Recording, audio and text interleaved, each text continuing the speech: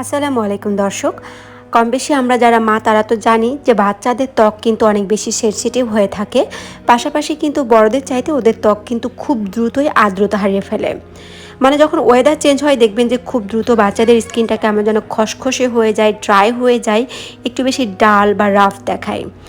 তো আমরা যেহেতু এখন বেশি কেমিক্যাল নির্ভর হয়ে গিয়েছি, মানে বাজারে কেনা পণ্য বা প্রোডাক্টগুলো ইউজ করতে বেশি পছন্দ করি, যেহেতু খুব সহজে এগুলোকে ব্যবহার করা যায়।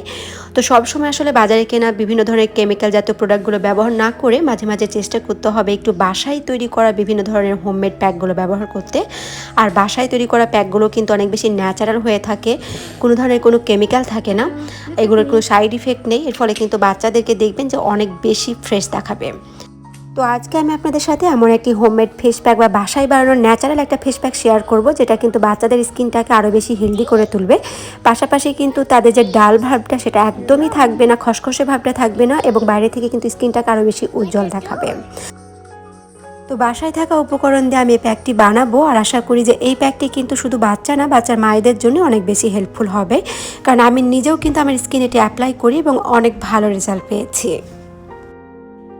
তো প্রথমে যেটা আমি নিব সেটা হচ্ছে শিয়া বাটার, এবং শিয়া বাটারের উপকারিতার কথা বলে শেষ করা যাবে না, কারণ এটা যে শুধুমাত্র স্কিনের জন্য অনেক বেশি ভালো তা কিন্তু না, এটা কিন্তু আমাদের চুলের জন্য অনেক বেশি হেলদি।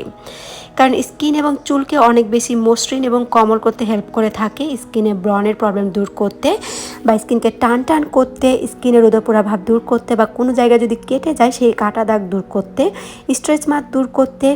এক কথায় বলা যায় স্কিনকে অনেক বেশি সজীব রাখতে শিয়া বাটার কিন্তু অনেক বড় ভূমিকা পালন করে থাকে।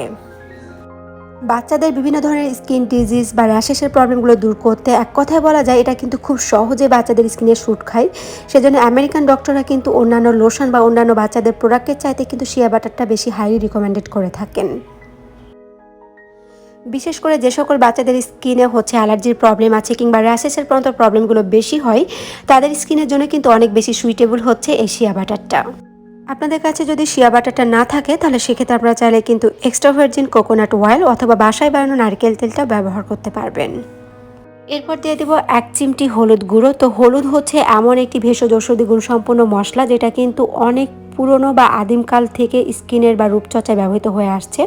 বিশেষ করে স্কিনের বলিরেখা দূর করতে, বিভিন্ন ধরনের দাগ দূর করতে, স্কিনকে টান টান করতে, স্কিনের উজ্জ্বলতা বৃদ্ধিতে কিন্তু নানি দাদির আমল থেকে এই পাউডারটি ব্যবহৃত হয়ে আসছে। দিয়ে দিচ্ছি 1 টেবিল চামচ পরিমাণে কাঁচা মসুর ডালের পাউডার। আমি সাধারণত ব্লেন্ডারে ব্লেন্ড করে তারপর একটা জারে ভরে সেটাকে রেখে দেই। আর মসুর ডাল কিন্তু স্কিনকে টান টান করতে, স্কিনকে সতেজ রাখতে, স্কিনের উজ্জ্বলতা বৃদ্ধি করতে বা স্কিনটাকে অনেক বেশি হেলদি করতে, গ্লো করতে অনেক বড় ভূমিকা পালন করে থাকে। আর সব লাস্টে যেটা লাগবে সেটা হচ্ছে কাঁচা দুধ, মানে আমি এখানে দুধটাকে জাল করিনি, একদম খাঁটি যে গরুর দুধ সেটাকে আমি নিয়ে নিয়েছি 1 টেবিল চামচ পরিমাণে। এরপর মিশ্রণটাকে খুব ভালোভাবে নেড়েচেড়ে একটা চামচের সাহায্যে আমি সেট করে নিচ্ছি। এখানে যদি আমি চামচ ব্যবহার করেছি, তবে আপনারা চাইলে কিন্তু হাতের সাহায্যে কাজটা করে নিতে পারেন। খুব ভালোভাবে এটাকে মিক্স করতে হবে, যেন খুব বেশি পাতলা বা খুব বেশি ঘন না হয়, যাতে খুব সহজে আমাদের স্কিনে এটাকে অ্যাপ্লাই করতে পারি। মায়েরা যদি এই প্যাকটা প্রতিদিনই ফেস ওয়াশ অথবা সাবানের অল্টার হিসেবে ব্যবহার করতে চান, তাহলে সেক্ষেত্রে বলবো আপনারা চাইলে কিন্তু একদিন বানিয়ে দেন, ফ্রিজে রেখে দিতে পারবেন 3 থেকে 4 দিন। আর বাচ্চাদের ক্ষেত্রে বলবো চেষ্টা করবেন প্রতিদিন, মানে যখন বাচ্চাকে এটি ব্যবহার করবেন, করাবেন বা স্কিনে অ্যাপ্লাই করবেন তার আগে বানাতে। তবে বাচ্চাদেরকে কিন্তু প্রতিদিন দেওয়ার কোনো প্রয়োজন নেই, জাস্ট সপ্তাহে 1 দিন থেকে 2 দিন দিলেই হবে। সাধারণত আমি আমার বাচ্চার ক্ষেত্রে এটা 2 দিন অ্যাপ্লাই করে থাকি, কারণ আমি যদিও চেষ্টা করি আমার বাচ্চাকে অল ওয়েট প্রোডাক্টগুলো ব্যবহার করাতে, মানে যে বেবি প্রোডাক্টগুলো আছে, ওর কসমেটিক্সগুলো আছে, বাট তারপর আমার কাছে মনে হয় একটু মাঝে মাঝে আমাদের উচিত একটু কেমিক্যাল ছাড়া বাচ্চাদেরকে যে হোমমেড ফেস প্যাক বা হোমমেড বিভিন্ন ধরনের রেমেডি আছে সেগুলো অ্যাপ্লাই করাতে। কারণ বাচ্চাদেরকে যখন একটানা কেমিক্যালযুক্ত প্রোডাক্টগুলো রেগুলার বা সবসময় ব্যবহার করাবো, সেটা কিন্তু বাচ্চাদের স্কিনের জন্য খুব বেশি একটা ভালো হবে না। আমার কাছে মনে হয় বাজারের কেনা অনেক নামি দামি ব্র্যান্ডের বা প্রোডাক্টের উপর সম্পূর্ণভাবে ডিপেন্ডেন্ট না হয়ে মাঝে মাঝে এভাবে একটু ন্যাচারাল ওয়েতে বাচ্চাদের টেক কেয়ার করাটা অনেক বেশি ইম্পর্ট্যান্ট। যদিও আজকের ভিডিওতে শুধুমাত্র আমি এখানে আরবির ফেসে লাগিয়ে রেখেছি, বাট সাধারণত আমি সবসময় চেষ্টা করি আরবির 2 হাতে এবং 2 পায়ে আর ফেসেটাকে অ্যাপ্লাই করতে, তারপর 15 মিনিট রেখে দেন ওকে একটা খুব ভালোভাবে শাওয়ার নিয়ে নিতে। এই ফেস প্যাকটা লাগানোর পরে বাচ্চা যেন রোদ্রে না যায় চেষ্টা করবেন রুমের মধ্যে অ্যাপ্লাই করতে।